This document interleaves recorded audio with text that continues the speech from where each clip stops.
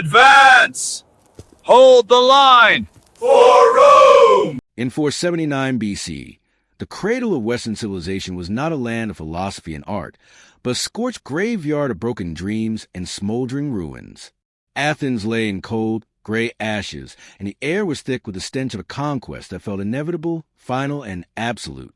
Imagine standing on a hillside, looking down at a sea of bronze and silk, knowing that the mightiest empire the world had ever seen had its boot on your neck and was ready to press down until you stopped breathing.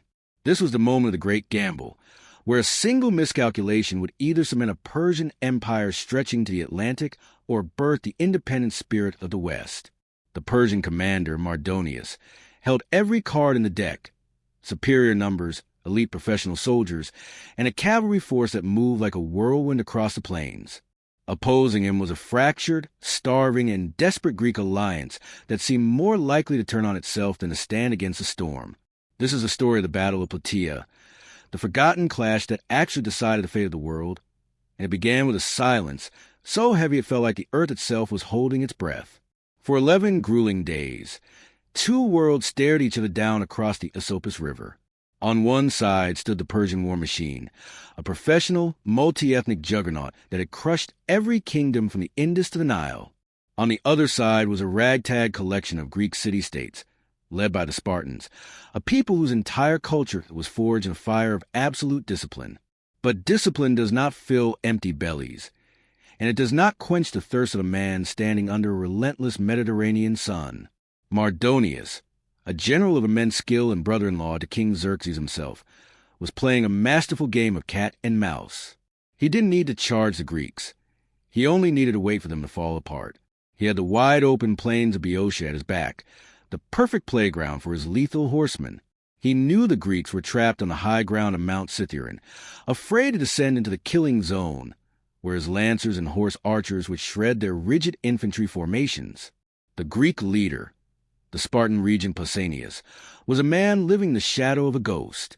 His uncle, the legendary Leonidas, had fallen a year earlier at Thermopylae, a defeat that had become a myth but was still, strategically, a disaster. Pausanias knew that honor meant nothing if the last free Greeks were slaughtered in the field. He was not the stereotypical, blunt Spartan brute of popular fiction. He was a cold, calculating strategist who understood that his only hope lay in negating the Persian cavalry. His primary weapon was the phalanx, a dense block of heavy infantry that functioned like a human tank.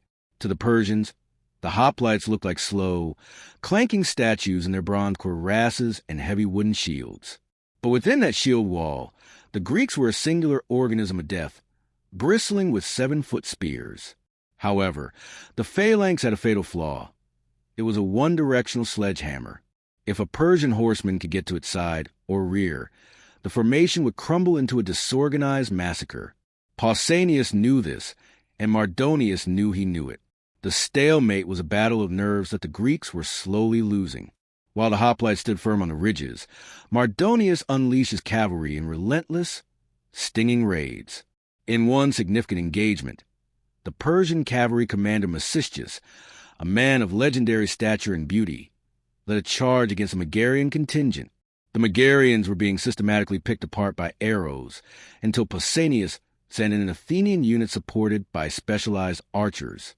In the chaotic melee that followed, Mecistius's horse was wounded, throwing the great general to the dirt. Because he wore a suit of golden scale armor under his tunic, the Greek spears initially bounced off him until a soldier finally found a gap in his helmet. The death of Mecistius sent shock waves through the Persian camp, but it didn't change the grim reality on the ground. Mardonius simply pivoted from psychological warfare to a strategy of total strangulation. In a move of tactical brilliance, Mardonius sent his horsemen on a sweeping wide arc around the Greek lines, striking deep into the mountain passes. They intercepted a massive supply train of 500 animals bringing food to the starving Greek army, slaughtering the drivers and animals alike. Then came the killing blow. The Persian cavalry fought their way to the Gargantuan spring, the only source of fresh water for the 80,000 Greeks. They fouled the water and drove the guards away, effectively placing the Greek alliance in a chokehold. No food, no water, and an enemy that refused to fight on anything but perfect ground. Pausanias was faced with an impossible choice: stay and die of thirst, or retreat and risk being hunted down in the open. He chose a middle path, ordering a secret nighttime withdrawal to a better water position near the town of Plataea. But war is rarely as clean as a general's map. As the sun dipped below the horizon, the Greek retreat turned into a comedy of errors that nearly became a tragedy. One Spartan officer, Amampharidas, a man possessed by the uncompromising fanaticism of his culture, refused to move his battalion, claiming that a retreat was a disgrace to Spartan blood. Pausanias spent hours in a heated, whispered argument with his own subordinate while the precious hours of darkness slipped away. Meanwhile, the Greek center, composed of various city-states, lost their way in the pitch-black terrain and wandered miles off course, ending up at the gates of Plataea itself. When the first rays of dawn broke over the hills, Mardonius looked out from his tent and saw a miracle.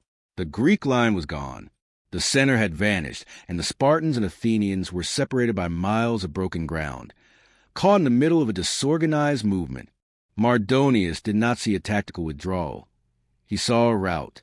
He saw a broken, cowardly enemy fleeing for their lives.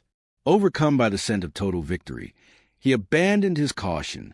He didn't wait to coordinate his full army or bring up his specialized archer screens. He ordered a general headlong assault, leading from the front on a magnificent white stallion. Mardonius led his elite immortals and Persian infantry across the river. They surged up the slopes, confident that they were merely performing a mopping-up operation. The Persians planted their wicker shields in the earth and began pouring thousands of arrows into the Spartan ranks. For a moment, it looked like the end. The Spartans huddled under their shields, waiting for Pausanias to give the order to charge, but he delayed, waiting for the sacrificial omens to be favorable. Just as the Persian infantry closed the distance, the omens turned. Pausanias gave the signal, and the Spartan wall of bronze suddenly surged forward. The Persians, brave but lightly armored, found themselves hitting a literal wall. Their wicker shields were splattered like kindling against the heavy Greek aspes. Their short daggers could not reach past the forest of Greek spears. The Spartans were no longer retreating. They were a grinding machine of vengeance. In the thick of the slaughter, a Spartan named Arimnestus saw the white horse of Mardonius. With a well-aimed stone or spear, accounts vary. The Persian commander was struck down. The heart of the Persian army stopped beating the moment Mardonius hit the ground. Panic, cold and infectious, spread to the Persian ranks. The invincibles turned and fled, but there was nowhere to go.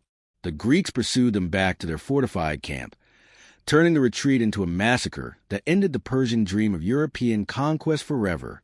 Plataea was the moment the West stood its ground, proving that intelligence, terrain, and the iron will of free men could overcome the greatest empire on earth.